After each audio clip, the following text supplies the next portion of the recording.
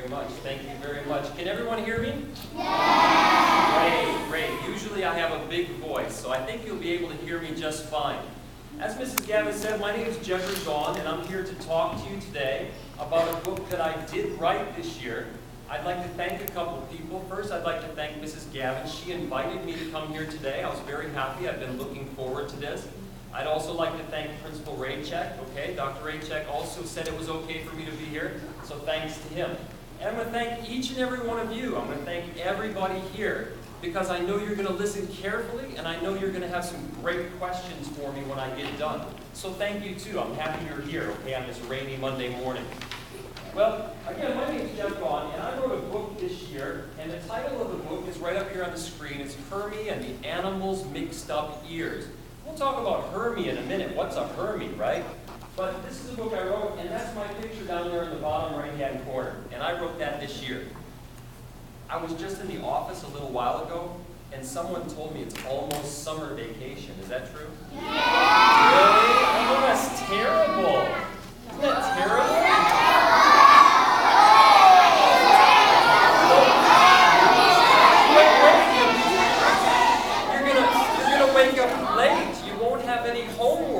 See your teachers every day. Won't that be terrible?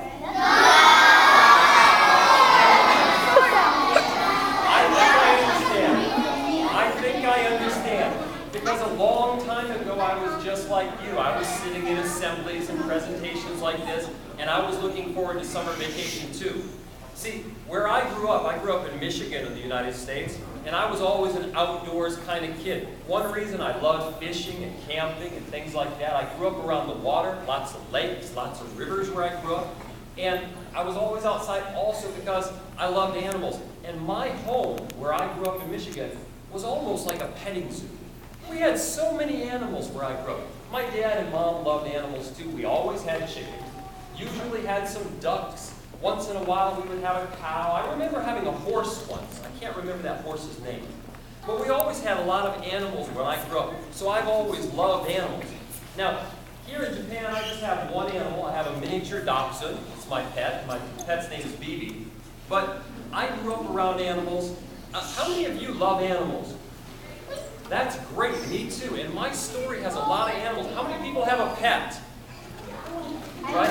I love animals. I love elephants, giraffes. How many people have a pet elephant? Oh. We've got a few storytellers right here besides me. Okay, so I've had some strange pets growing up. I can tell you one year about Halloween time, I went to a pet store and I bought a tarantula. It's true, I bought a tarantula. It was a great, big, hairy spider from Mexico. I bought this tarantula. Now I'm going to give you some advice.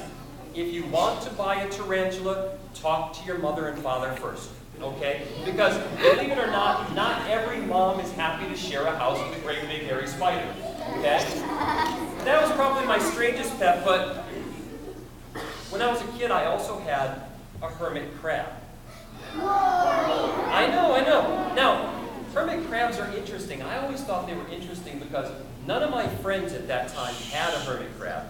I was the only one I knew that had a hermit crab.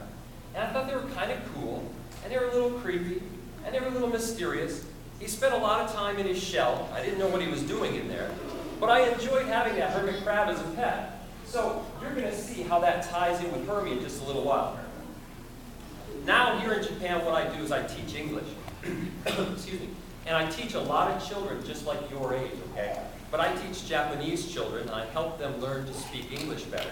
That's what I do, okay? One of my lessons I have every week is a picture book lesson, and it's one of my favorite lessons. Number one, I like to read. No, I love to read. I read every day. Before I go to sleep, I read a book. I wake up, I read a book. I love to read. And if you like to read, probably one day, after you finish a book, you're going to have a feeling like, you know what? I think I could have written that book. Probably you're going to feel like that. If you read a lot, someday when you finish, you're going to say, that was a good book, but maybe I could have written that book. And everyone here, everyone in this room is a writer. Everyone here is a writer. You write for school. And as you go through the grades, you're going to write a lot of essays, a lot of reports. You're almost up to summer vacation. When you come back from summer vacation, I can almost guarantee one of your teachers is going to say, take out a paper and pencil, write, what did you do for your summer vacation?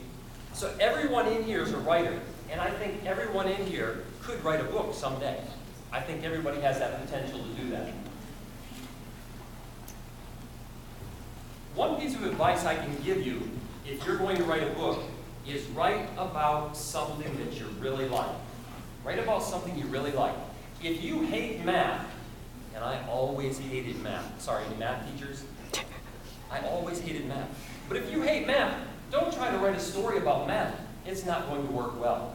But if you like camping, if you like adventure, if you like mystery, if you like animals like I do, write about that. Write about something you really like or love, and your story is going to go well for you. Whether you're writing a book or writing a report for school. All right? I'll answer some questions right at the end, okay? I'll be happy to. Well, when I started thinking about writing a story, one of the most important questions I had to ask myself, and a lot of writers do this, they ask themselves, what if? Simple question, what if? When I decided to write this story, I thought, what if animals could talk? And what if they could talk, but they never listened? And what if they all lived together? And what if my hermit crab, when he was in his shell, he wasn't just sleeping. Maybe he had a whole hermit crab house in there. A little hermit crab sofa. A little hermit crab kitchen. Right? I don't know. Maybe he's watching TV in there. I don't know. Right? What if? It's possible. So you have to ask yourself, what if? And that's where the idea for my story came from, by asking myself, what if? Now, I started working on my story in the evenings. I sat at my computer and I started typing, and I got ready. At first, my wife would ask me, what are you doing? I said, oh, nothing. I'm just goofing around. Because I wasn't confident. I thought, what if I can't finish this story? Or what if it's not a good story? What if my friends laugh at my story? But I kept working on it. And after a while, I started thinking, you know what? I think this is going to work. I think this is really going to be a good picture book. So I worked on it, I got excited. The more I worked, the more excited I got. And I was typing a little more every day, and I was working on it for weeks. And I thought, wow, this will be good. I can publish a book. I can send a copy to my mom. She's going to love it. My friends will think it's cool. I can do all the... But I have one problem. I have one big problem. It's going to be a children's picture book. I can write the story, but I can't draw. I can't draw anything. It's terrible. When I draw a stick man for my class, students say, is that a sucker? So that's not a sucker, it's a stick man. No, it looks like an arrow. Right? I can't draw anything. So I knew I would have to find someone called an illustrator.